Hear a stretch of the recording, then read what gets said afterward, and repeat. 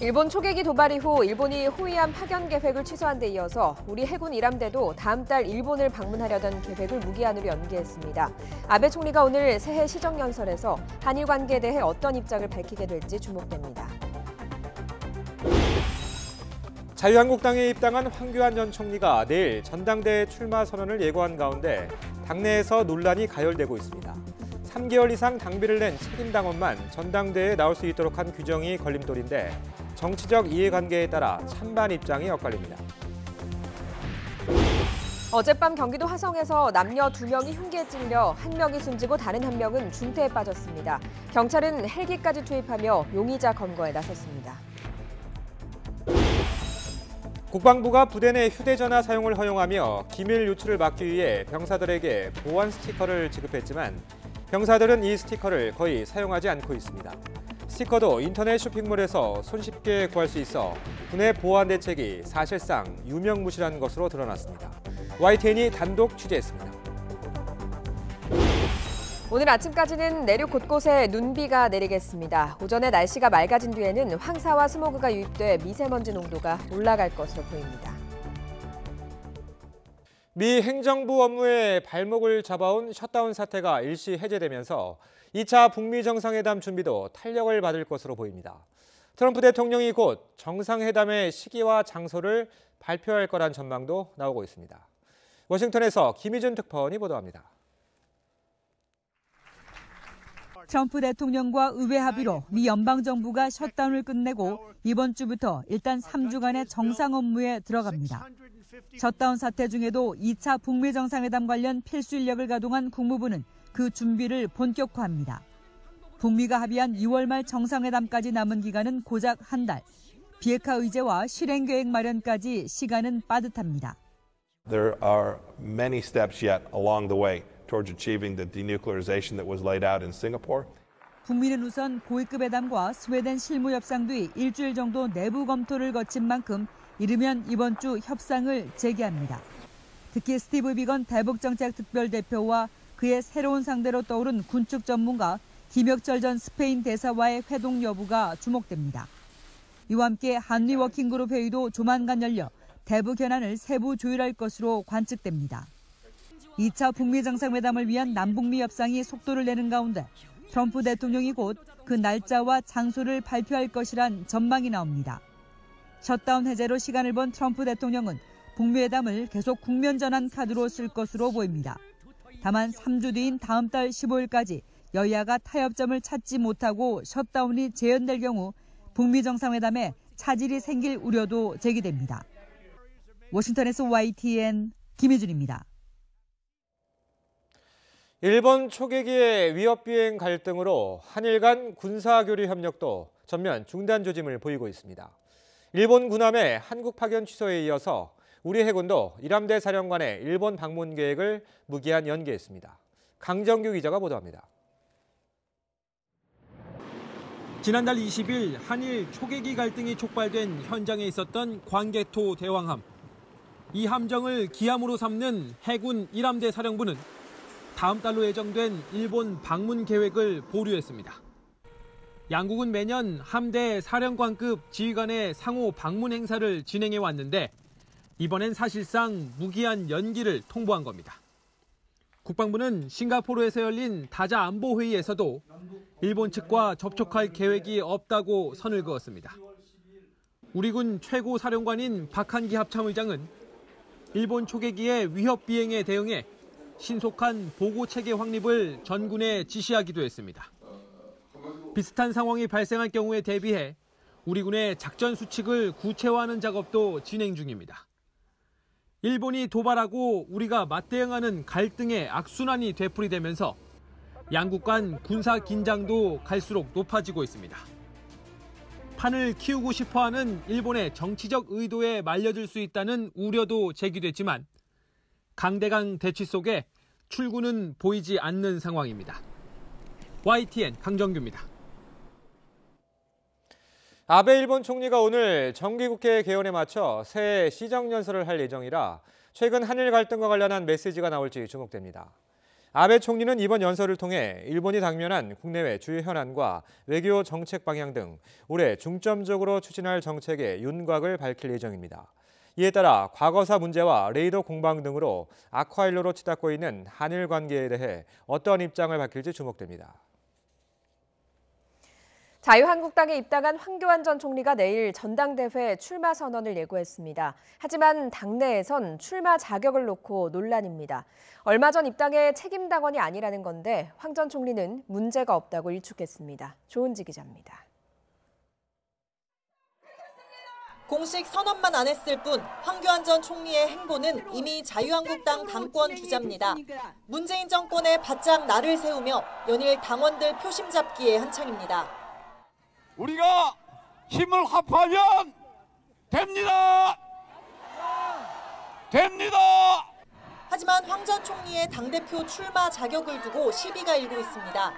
3개월 이상 당비를 낸 책임당원만 전당대회에 나올 수 있는 당헌이 걸림돌인데 당 선거관리위원회와 비상대책위원회 의결을 거쳐 출마 자격을 얻을 수 있습니다. 결국 비대위 손에 달린 건데 당대표 경쟁자인 심재철 의원은 당원 당규에 고무줄 잣대를 적용하는 건 내로남불이라고 비판했고 정우택 의원 역시 자격 검토가 끝나지 않았는데 출마 선언을 검토하는 건 무책임하다고 황 전 총리를 정조준했습니다. 공식 출사표를 던진 TK 사선 주호영 의원도 법조인 출신인 황 전 총리가 더 잘할 거라며 애둘러 불출마를 권유했습니다.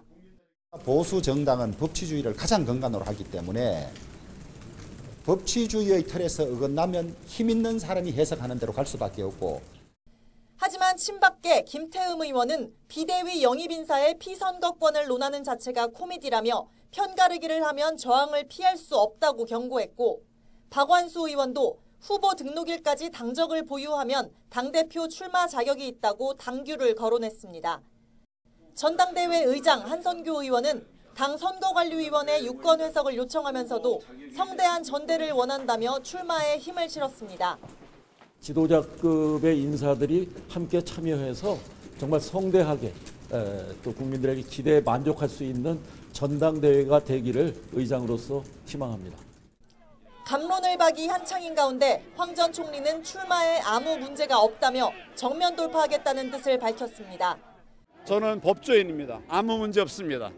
찬물 끓는 결정하지 않으리라 생각합니다. 오는 화요일 황 전 총리가 한국당 당사에서 출마 선언을 예고한 가운데 이튿날 홍준표 전 대표, 마리렌 오세훈 전 시장과 정우택 의원 등이 줄줄이 당권 도전을 구체화합니다. 설 연휴를 앞두고 당권 주자들의 발걸음이 빨라지는 가운데 이번 주 황교안 전 총리의 자격 심사를 포함해 대진표가 완성될 것으로 보입니다. YTN 조은지입니다. 한국당은 휴일인 어제도 조혜주 중앙선거관리위원회 위원 임명을 규탄하면서 대여 공세를 이어갔습니다. 한국당은 김병준 비상대책위원장과 나경원 원내대표 등 당 지도부와 소속 의원, 당직자 등 수천 명이 참석한 가운데 국회 본관 앞 계단에서 좌파 독재 저지 및 초권력형 비리 규탄 대회를 열었습니다. 이들은 청와대 특별감찰반의 민간 사찰 및 블랙리스트 의혹, 손혜원 의원의 목포 투기 논란 등은 문재인 정부의 민주주의 파괴 행위라며 2월 국회 보이콧 방침을 재확인했습니다. 더불어민주당은 한국당이 가짜 단식투쟁과 명분 없는 장외투쟁의 막장 드라마를 중단할 것을 촉구했습니다. 강병원 원내대변인은 국회 브리핑에서 선관위원 청문회 무산에 책임이 있는 한국당이 반성은커녕 법이 정한 2월 국회마저 보이콧하기로 했다며 이같이 밝혔습니다. 그러면서 안전한 진료 환경 구축을 위한 임세원법과 체육계 성폭력 근절 법안 등 산적한 현안을 두고 장외 투쟁을 이어가는 한국당 행태에 대해서 국민들은 조롱과 질타를 보내고 있다고 비판했습니다. 더불어민주당의 지지율이 하락세를 보이는 가운데 자유한국당의 지지율이 2년여 만에 최고치를 기록했습니다. 다만 대안정당으로 존재감이 부족해서 30% 선을 넘기는 쉽지 않을 것이란 분석도 나옵니다. 권준기 기자가 보도합니다. 더불어민주당 지지율이 2주 연속 떨어진 반면 자유한국당은 2주 연속으로 오르며 국정농단 사태가 본격화한 2016년 10월 이후 가장 높은 지지율을 기록했습니다. 지난해 9월 남북정상회담 직후 최저치를 기록했을 때와 비교하면 10%포인트 가까이 오른 수치입니다. 민주당은 같은 기간 7%포인트 넘게 빠졌습니다.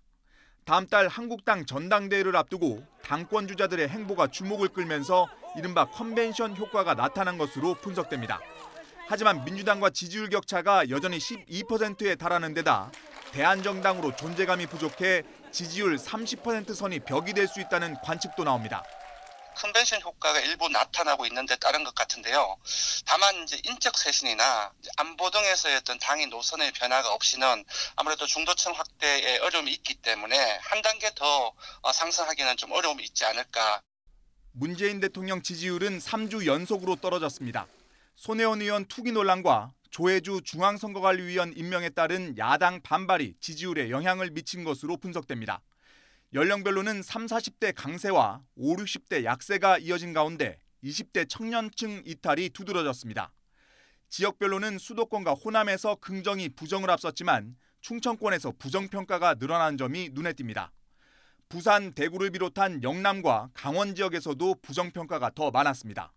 설 연휴를 앞두고 정부 여당은 민생과 경제 행보를 강조해 민심 달래기에 나설 것으로 보이는 반면 한국당 등 야당은 정부의 경제 실정론을 부각하는 공세를 이어갈 것이라는 관측입니다. 이번 여론조사는 지난 21일부터 닷새간 전국 19세 이상 유권자 2,500여 명을 대상으로 실시됐으며 자세한 내용은 리얼미터와 중앙선거여론조사심의위원회 홈페이지에서 확인할 수 있습니다. YTN 권윤기입니다. 사법농단 의혹으로 구속된 양승태 전 대법원장이 구속의 적법성을 따져볼 수 있는 구속적부심을 청구하지 않기로 했습니다. 앞으로 재판 준비에만 전념하겠다는 뜻으로 해석됩니다. 양일혁 기자가 보도합니다. 양승태 전 대법원장이 구속영장 발부에 불복하는 구속적부심 심사를 포기하기로 했습니다. 양 전 대법원장 변호인단은 기자들의 질문에 구속적부심을 신청하지 않기로 결정했다고 밝혔습니다. 구속적부심이란 수사 단계에서 구속영장이 발부된 피의자가 법원의 판단을 다시 해달라며 신청하는 절차입니다. 고심 끝에 영장을 발부한 법원에 더 부담을 주지 않고 본재판에서 승부를 보겠다는 뜻으로 풀이됩니다. 다만 재판에 넘어간 뒤 재판부가 정해지면 불구속 상태에서 재판받게 해달라고 보석을 청구할 가능성은 남아 있습니다. 지난해 6월 기자회견에서는 부당한 인사개입이나 재판 개입은 단연코 없다고 말씀하셨는데 여전히 같은 입장이신가요? 그건 변함없는 사실입니다. 양 전 대법원장은 앞서 검찰이 구속영장을 청구하기 직전 판사 출신 이상원 변호사를 추가로 선임했습니다. 이 변호사는 1999년 당시 양 전 원장이 서울지방법원 파산수석 부장판사로 있을 때 같은 법원에 근무했습니다. 현재는 김기춘 전 대통령 비서실장의 블랙리스트 사건 항소심을 진행하고 있습니다. 양 전 원장은 구속 첫날 오전부터 변호인을 접견해 남은 검찰 조사와 재판 준비에 들어갔습니다. 양승태 전 대법원장의 변호인은 양 전 원장이 구속 전과 같은 자세로 검찰 조사에 임한다며 기억나는 대로 진술하고 있다고 전했습니다. 앞서 자신의 혐의에 대해 대부분 기억나지 않는다거나 실무진 선에서 한 일이라고 진술한 만큼 양 전 원장이 구속 이후에도 계속 부인하는 취지로 나설 것으로 보입니다. 먼저 재판에 넘겨진 임종원 전 차장은 법원과 검찰 출신으로 11명의 변호인을 꾸리고 법정 공방을 이어가고 있습니다. 양 전 대법원장 역시 관련 혐의가 40개가 넘고 수사 기록만 20만 쪽이 넘기 때문에 비슷한 규모로 변호인단을 꾸릴 가능성이 큽니다. YTN 양일혁입니다. 경기도 화성에 있는 원룸에서 남녀가 흉기에 찔려 한 명이 숨지고 다른 한 명은 크게 다쳤습니다. 경찰이 헬기까지 띄워 용의자를 쫓고 있습니다. 류충석 기자가 보도합니다. 경기도 용인 한박산 상공에 경찰 헬기가 투입됐습니다. 어젯밤 화성 서구동 원룸에서 남녀를 흉기로 찌르고 달아난 40대 용의자 A씨를 추적하는 모습입니다. A씨가 휘두른 흉기에 여성은 숨졌고 남성은 중태에 빠졌습니다. 경찰은 용의자 추적과 함께 CCTV 화면을 분석하며 수색을 확대하고 있습니다. 어제 오후 서울 대림동에 있는 단독주택에서 불이 나 20분 만에 진화됐습니다. 신고를 받고 소방 차량 20여 대와 소방대원들이 출동해 옥상으로 대피했던 2명을 구조했습니다. 이 불로 주택 내부 등이 타 소방서 추산 1,330만 원의 재산 피해가 났습니다. 경찰은 불을 지른 혐의로 세입자인 50대 중국 동포를 검거해 조사하고 있습니다. 용의자는 불이 난 주택에서 수백 미터 떨어진 시장 상점에서 흉기를 휘두른 혐의도 받고 있습니다. 경찰은 용의자를 상대로 범행 동기를 조사하고 있습니다. 어제 저녁 강원도 원주에 있는 야산에서 불이 나 1시간 반 만에 꺼졌습니다. 이 불로 야산 2,000제곱미터가 탔고 인명피해는 없었습니다. YTN 유충섭입니다. 황사와 중국발 스모그가 유입되면서 서울의 미세먼지 농도가 높게 나타나고 있습니다. 오늘 오전까지는 전국 곳곳의 공기가 탁할 것으로 보입니다. 날씨 알아보겠습니다. 박현실 캐스터. 네, 야외 스튜디오에 나와 있습니다. 자, 이 새벽 출근할 때는 괜찮았던 것 같은데 글쎄 서울의 대기질이 나빠졌다고요? 네, 황사와 중국발 스모그가 유입되기 시작했습니다. 현재 인천과 서울의 초미세먼지 농도는 45 마이크로그램으로 평소보다 2배가량이 높고요. 나쁨 수준을 보이고 있습니다. 점차 그 밖에 중부와 호남 지역도 미세먼지 농도가 높게 치솟겠고요. 또 오후부터는 바람을 타고 먼지가 남쪽으로 이동하면서 영남과 제주도의 공기가 탁해지겠습니다. 오늘 나오실 때 황사용 마스크 꼭 챙겨 나오시기 바랍니다. 오늘 아침 출근길은 크게 춥지 않습니다. 현재 서울의 기온은 영상 2도로 어제 아침보다 8도가량이 높은데요. 다만 오후부터 찬바람이 불면서 밤사이 기온이 영하권으로 뚝 떨어지겠고요. 내일 아침 서울의 기온은 영하 6도로 예년 수준의 겨울 추위가 찾아오겠습니다. 낮 동안 하늘 표정은 맑겠고 바람이 불면서 체감 추위가 심하겠습니다. 낮 기온은 서울 3도, 광주와 대구 9도로 어제보다 조금 낮겠습니다. 이번 주는 건조함을 해소해줄 반가운 눈비 소식이 있는데요. 수요일 저녁 남부지방을 시작으로 목요일은 전국에 눈이나 비가 내리겠고요. 일요일은 또다시 남부지방에 비가 오겠습니다. 하지만 그 전까지는 대기가 무척 건조합니다. 강원 영동에는 건조특보가 내려진 가운데 바람까지 강하게 불고 있으니까요. 불씨 관리 철저히 해주시기 바랍니다. 지금까지 YTN 야외 스튜디오에서 박현실입니다.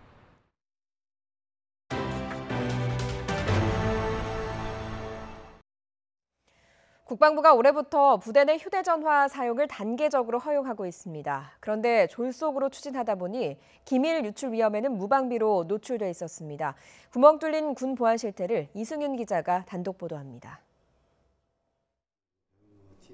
이달 중순부터 부대 안 휴대전화 사용이 허용되면서 장병들에게 지급된 보안용 스티커입니다. 카메라에 부착해 촬영을 막기 위한 용도입니다. 하지만 장병들은 제대로 부착하지 않는 경우가 많다고 밝혔습니다. 안 붙이니까 그냥 잘 쓰고 있는데 군사 기밀 같은 거 그거 부대 위치라던가 부대 안에 막 장비 이런 것들 찍어가지고 자기 딴에는 그냥 이거를 친구들한테 올려주려고 페이스북 같은 데 올렸는데 한 번 스티커를 붙였다 떼면 배경색이 바뀌는 보안 기능도 있지만 있으나 말합니다. 제 스마트폰에 보안 스티커를 붙여봤더니 하루에도 몇 차례나 떨어지는 문제가 있었습니다. 더 심각한 문제는 부대 안에서는 물론 인터넷 쇼핑몰에서도 언제든지 보안 스티커를 구할 수 있다는 점입니다. 스티커를 구할 수 있는 구멍이 있어가지고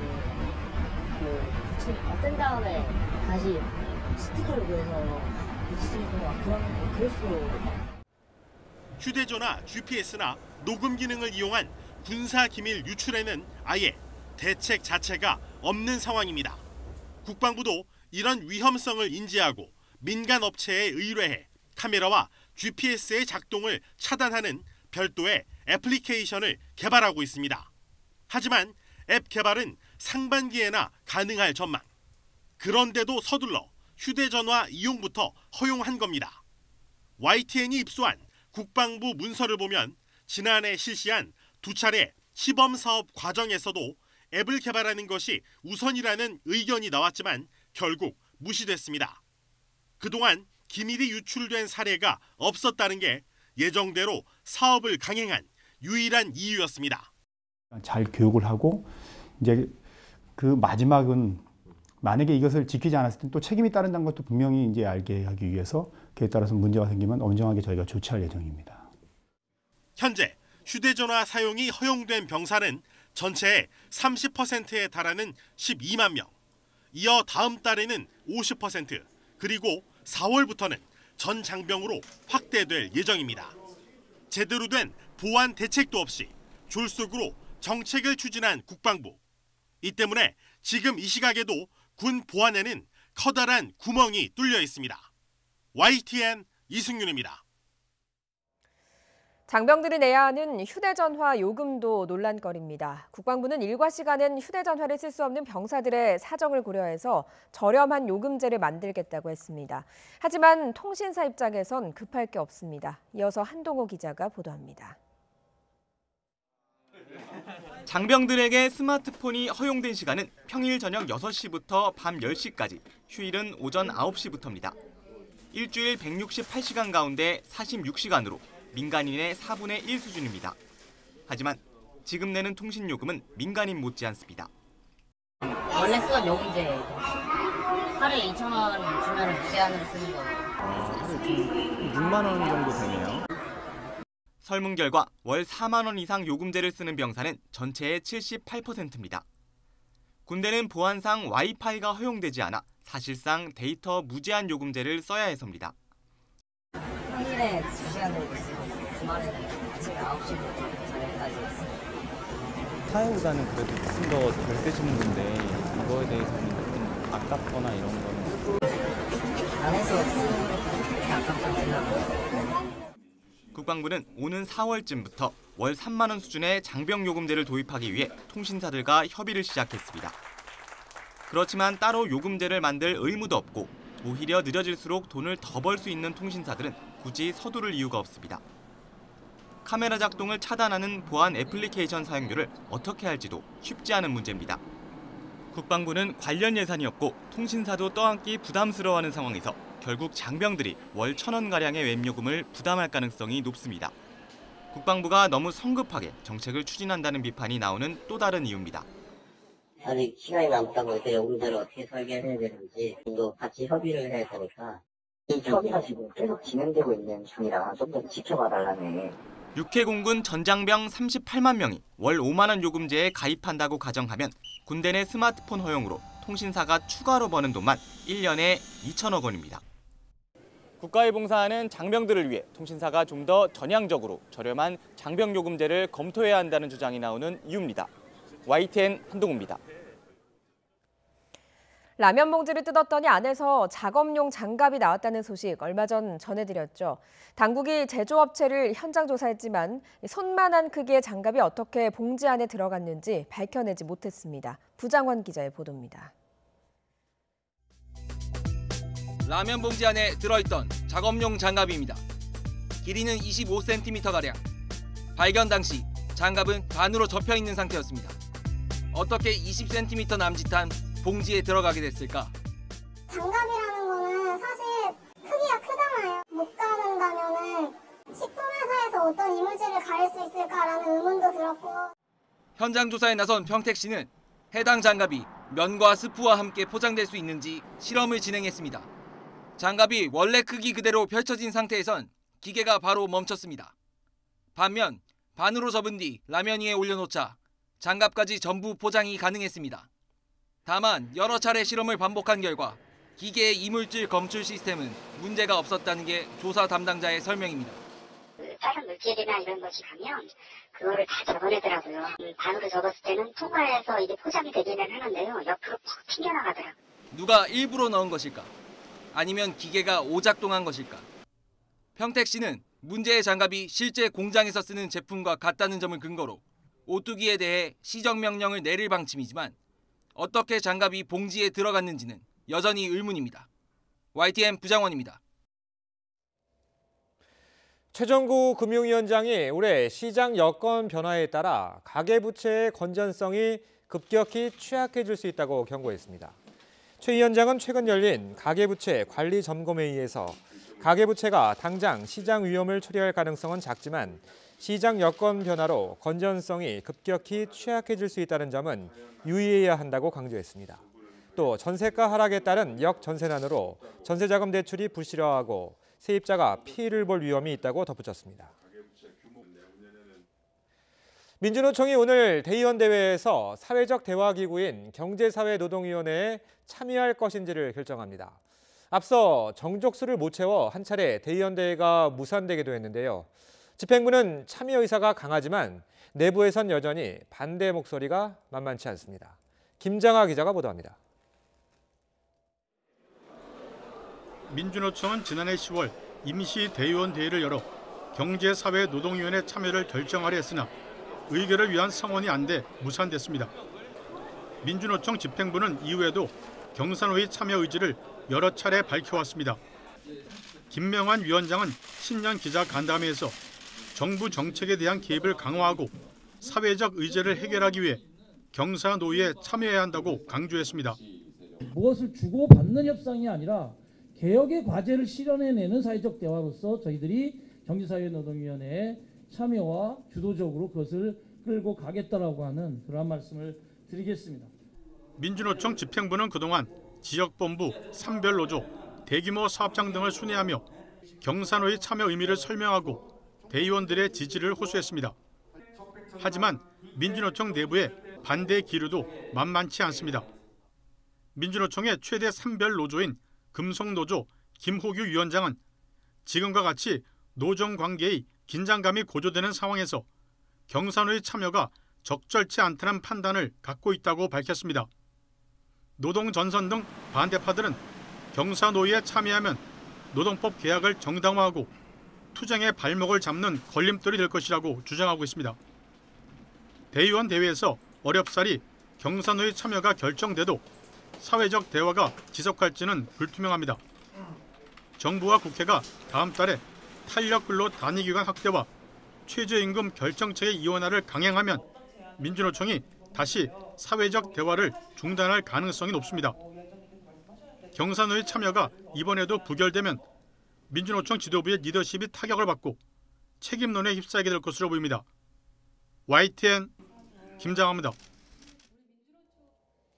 올해 설 상여금을 주겠다는 기업이 지난해보다 약간 줄어든 것으로 나타났습니다. 한국경영자총협회는 전국 397개 기업을 조사한 결과 설 상여금을 줄 계획이라는 곳은 67.8%로 집계됐다고 밝혔습니다.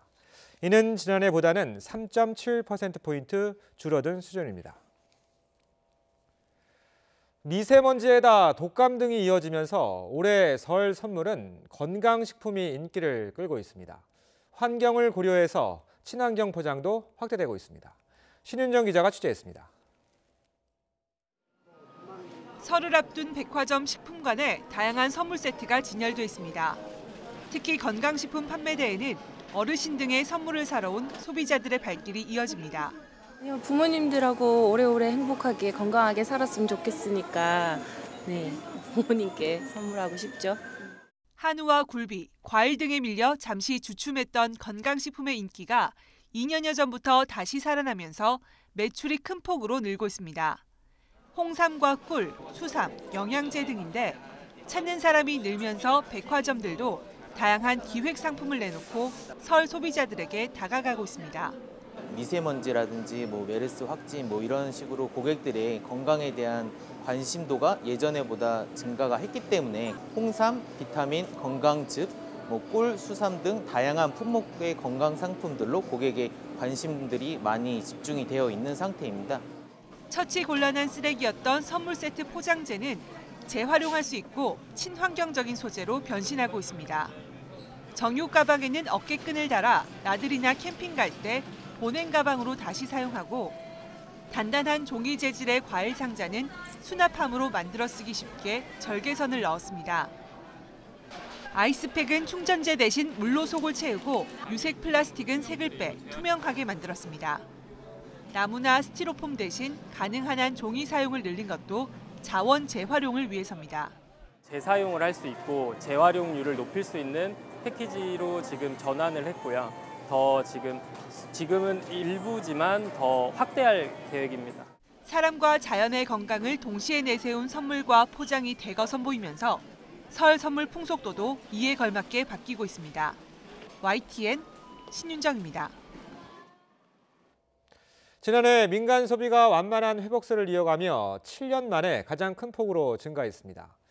한국은행 자료를 보면 지난해 민간 소비 증가율은 2.8%로 지난 2011년 이후 가장 높았습니다. 전문가들은 명목 임금 상승과 기초연금 인상 등 정부의 재정 지출 확대가 소비 심리 악화와 고용 부진 등의 영향을 상쇄한 것으로 풀이했습니다. 문재인 대통령의 부인 김정숙 여사가 성폭력 피해 사실을 알린 심석희 선수에게 용기를 내줘 고맙다는 편지를 보냈습니다. 심 선수도 답장을 보내서 처음으로 심경을 밝혔습니다.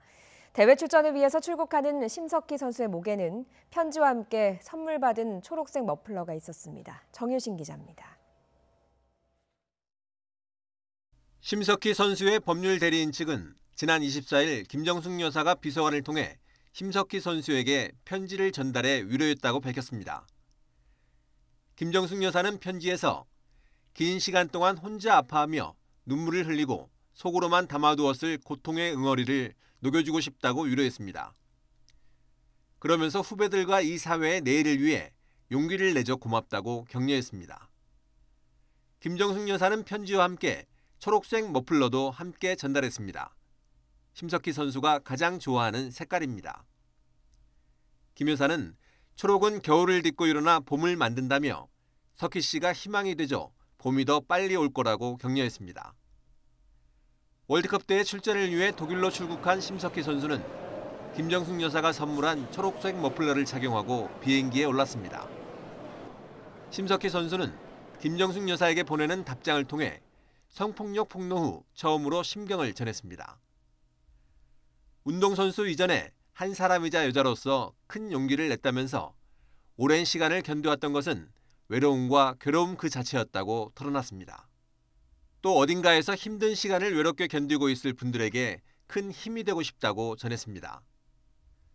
김정숙 여사와 심석희 선수는 2017년 전국체전 개회식에서 만난 인연이 있다고 편지를 전달한 청와대 비서관은 전했습니다. YTN 정유신입니다. 대한항공과 한진칼에 대한 국민연금의 경영참여 주주권 행사 여부가 다음 달 1일에 결정됩니다.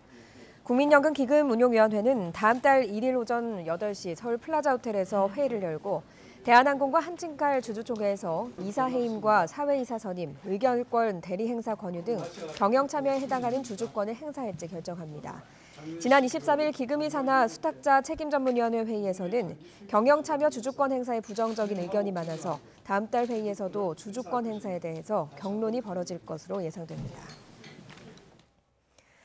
첫 아이를 낳는 임신부 2명 중 1명은 제왕절개로 아이를 낳는다는 조사 결과가 나왔습니다. 건강보험심사평가원의 보고서에 따르면 2017년 현재 초산 산모 중 제왕절개로 분만한 산모의 비율은 48.8%로 절반에 근접했습니다. 제왕절개 분만율이 높아진 건 총 분만 건수는 줄어드는 가운데 제왕절개를 선호하거나 해야 하는 고령 산모는 늘어난 영향이 큰 것으로 분석됩니다. 내년 5.18 민주화운동 40주년을 앞두고 진실규명을 위한 노력이 이어지고 있습니다. 5.18 계엄군경 70여 명이 국가유공자로 지정돼 있는데요. 무자비한 진압에 가담한 계엄군의 국가유공자 지정 취소를 요구하는 목소리도 커지고 있습니다. 김범한 기자입니다. 지난 1980년 5.18 민주화운동 때 계엄군끼리 총을 잘못 쏴 9명이 숨지고 33명이 다쳤습니다. 그런데 당시 부상한 영광급 장교는 폭도의 습격으로 다친 것처럼 서류를 꾸며 국가유공자가 됐습니다. 현행법 해석으로 충분히 박탈할 수 있는 근거 조항이 있다고 보여집니다. 처벌 대상인 가해자가 국가유공자로 둔갑되어 있는 모순적 상황은 시급히 개선돼야 할 것으로 보입니다. 대법원에서 5.18 민주화운동과 관련해 전두환 씨 등에 대해 내란 목적 살인 등의 혐의로 확정 판결을 내린 것은 지난 1997년. 하지만 그 과정에 동원된 계엄군은 여전히 국가유공자 예우를 받고 있습니다.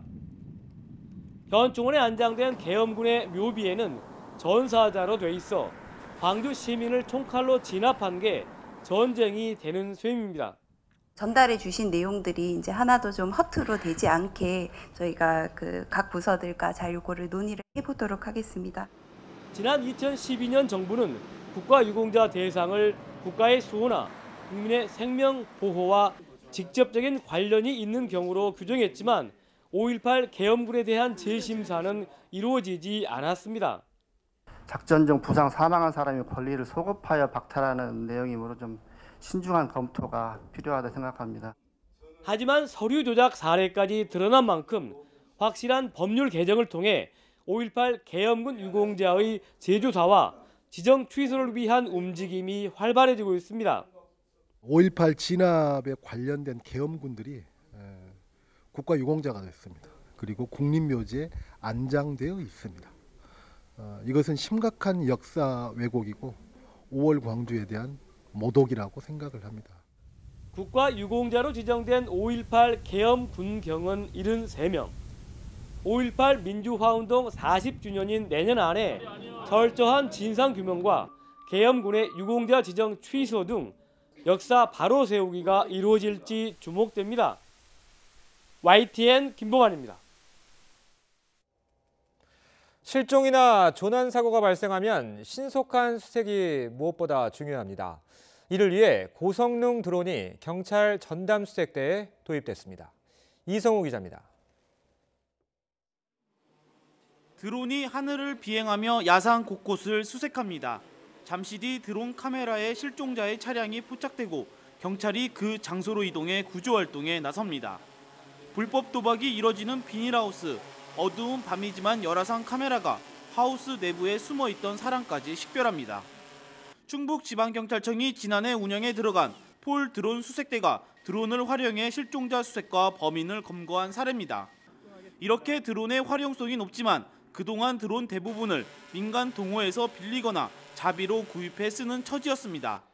하지만 앞으로 자체 고성능 드론 활용이 가능해졌습니다.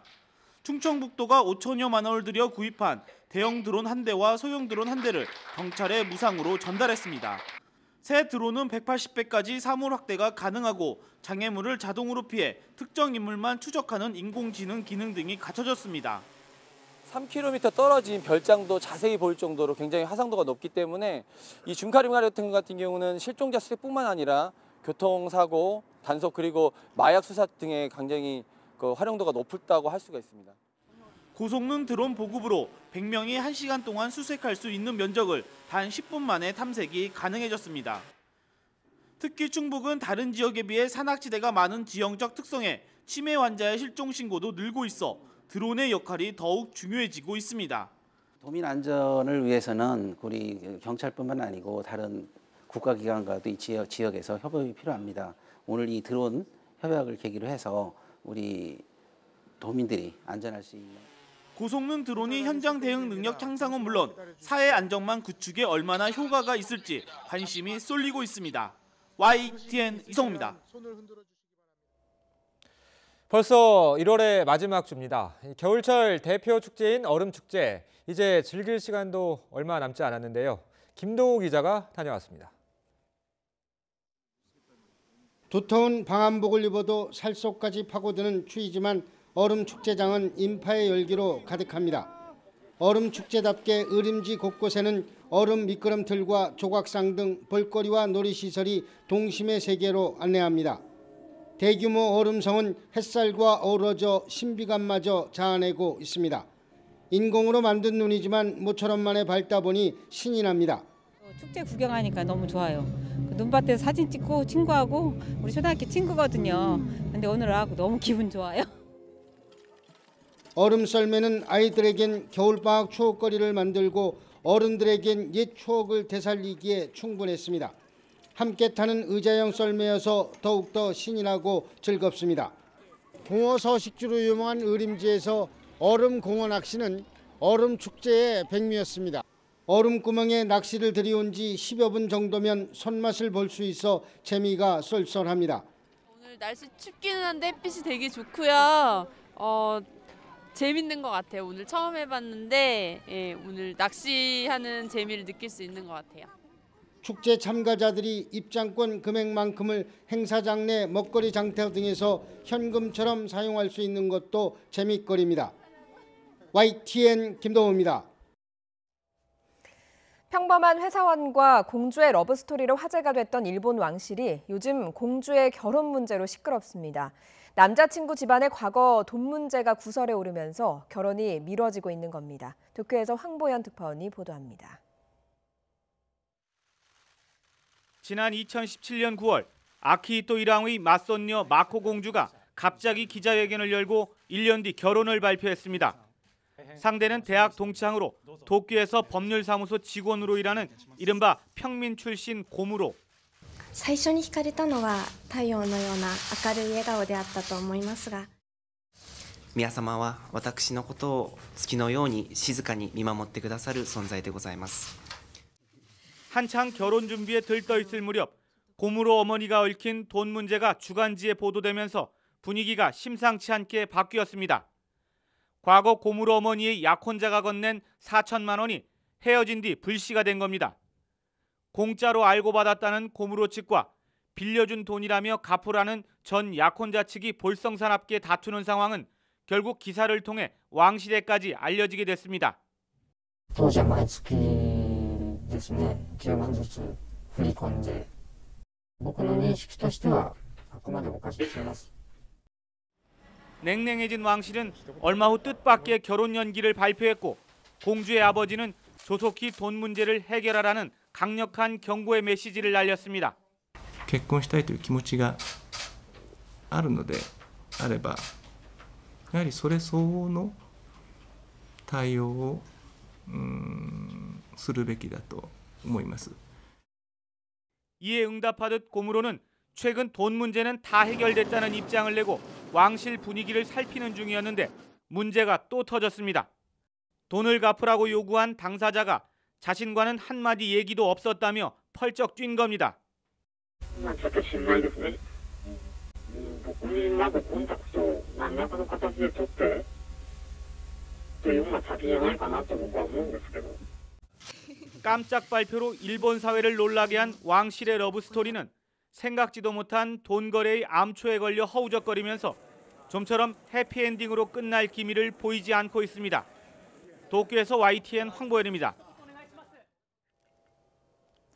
한 주의 시작부터 날씨가 요란스럽죠. 비구름 뒤를 따라 황사와 스모그의 일부가 유입되고 있습니다. 지금 실시간 미세먼지 영상 보시면 어제 내몽골에서 발원한 황사가 지금 이렇게 검붉게 보이고 있는데요.